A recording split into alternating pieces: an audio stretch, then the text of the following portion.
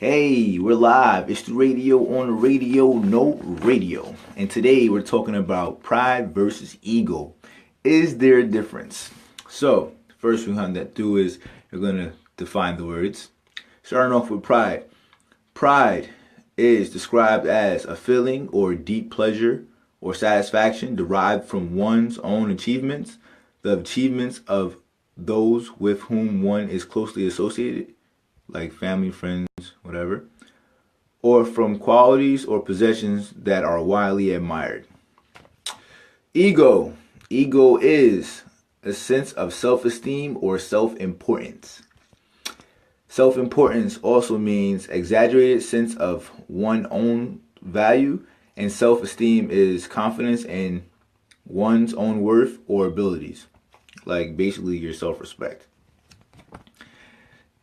So today we talk about pride versus ego. The short answer is yes, there is a difference. As to one, people argue involves more emotions, so pride would involve more emotions, as to ego would involve more of your mindset. Now that we know that, right? Let's talk about how different they are in terms of relationships between people, right? So, the question that was asked to me throughout the week was, what's the difference between pride and ego? I'm going to give you a story. And my story starts off like this.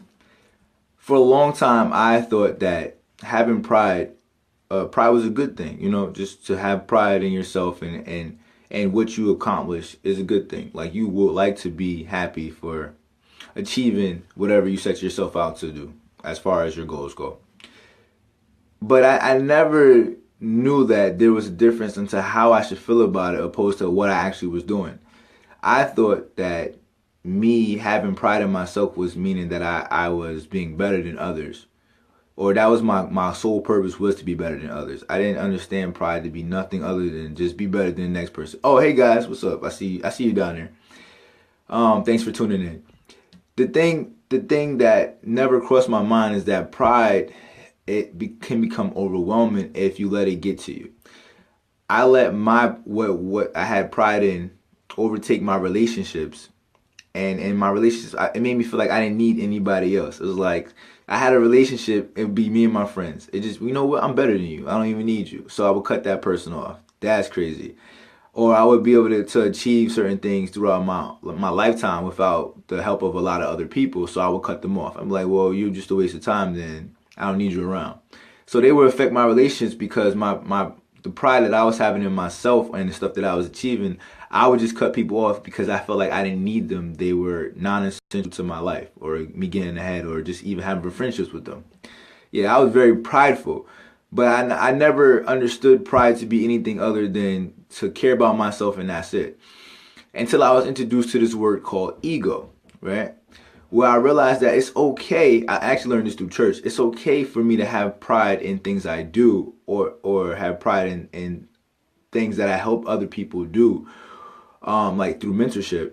But my ego, like my self-esteem, what I thought my self-importance was way above in the clouds. I thought I was something that I necessarily wasn't. And it took me so long to realize that the difference between the two isn't measured by what you actually accomplish, but how you feel about what you actually accomplish. Right? So one of the links that I will be posting later is, it talks about the emotions and the mindset towards prideful thinking and letting your ego get the best of you.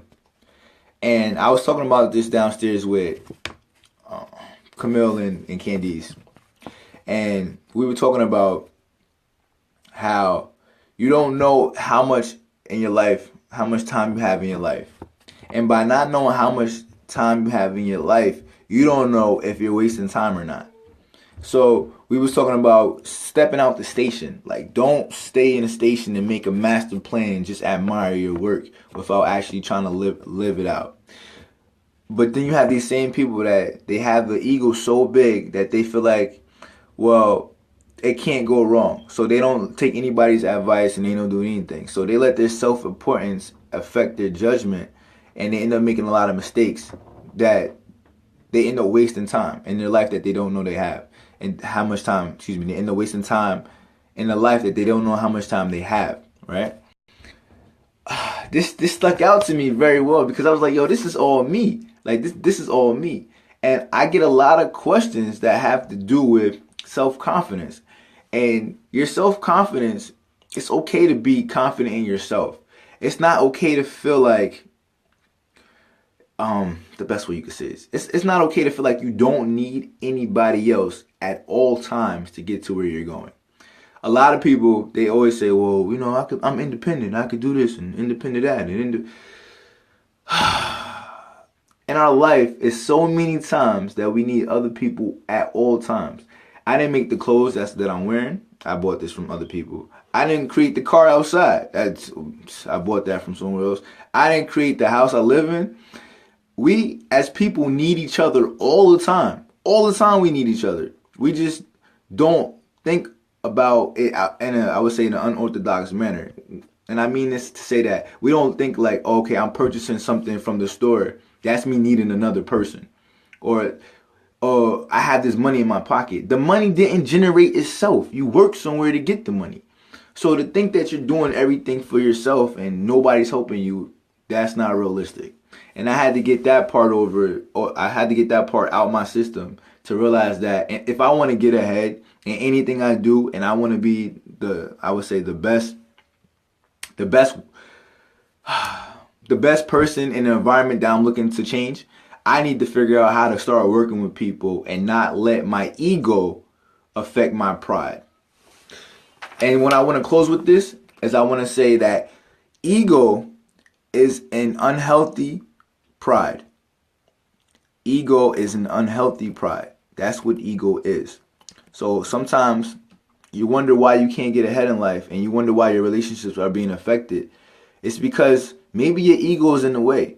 Now I want to hit you with this that was the last thing I want to close with, but I want to hit you with another perspective of looking at this real quick. We have egos in every different part of our life. So I thought that I have overcome my ego in the relationship area as far as listening to other people and working with other people. I thought I got over that. I'm past that. Like I got over that. That's not something that's a problem for me. I don't have an ego in that area. Good. I'm good. My ego's gone. I didn't know I still have an ego when I drive. It's hard. I don't want nobody to pass me when I'm driving. If I'm not first, I'm last, Ricky Bobby. If I'm not first, I'm last. Like that gets to me. And I had to realize that I got an ego in driving. Then it's like I'm very competitive. I have an ego when I'm competing with other people. Then I have even when I'm I would say we cooking different foods or whatever. I have an ego when I'm cooking. I want my food to taste good. You know, I have an ego, and you have egos in different parts of your life. So although you may have got your ego subsided in one area, it might be very prevalent in another area that's holding you back. You just never know. And if it's holding you back in that area, chances are it's leaking over into something else. And that's all I gotta say for you guys. Next week will be about something different. I'm sorry for making it so late on Sunday. We had a lot to do today. Last thing I want to say before I go is if you have any comments or you have any questions for next week, please send them via text message, post, call, leave it in the bottom. I'm going to post the links, and y'all have a good night. So love, share, hate, like me, leave a comment, tell me to do better, whatever you do. This is Stu Radio, no radio, but always on the radio. Peace.